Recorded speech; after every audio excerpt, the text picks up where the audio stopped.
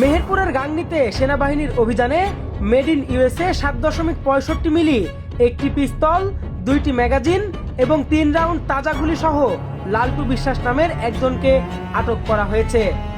শুক্রবার ভোরের দিকে Meherpur army camp 27 field regiment আর্টিলারির ক্যাপ্টেন রওশন আলম এবং লেফটেন্যান্ট মিনহাজের নেতৃত্বে মেহেরপুরের গাংনী উপজেলার লক্ষ্মীনারায়ণপুর গ্রামে অভিযান চালিয়ে লালটুকে আটক করা হয়। আটককৃত লালটু গাংনী উপজেলার লক্ষ্মীনারায়ণপুর গ্রামের মৃত আকাশ আলীর ছেলে। সেনাবাহিনী সূত্রে জানা গেছে, লালটু চাঁদাবাজি, ডাকাতি, যানবাহনের ছিনতাই এবং অস্ত্র প্রদর্শন করে ভয়ভীতি দেখানো সহ বিভিন্ন অপরাধের সাথে জড়িত।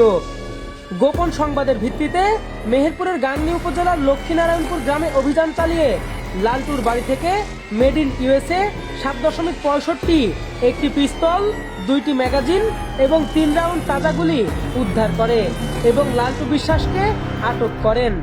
তার বিরুদ্ধে মেহেরপুরের গাংনী থানায় একটি মামলা দায়েরের প্রস্তুতি চলমান রয়েছে। অস্ত্র, মাদক এবং বিভিন্ন অনিয়মের বিরুদ্ধে সেনাবাহিনীর এই অভিযান অব্যাহত থাকবে বলে জানা গেছে।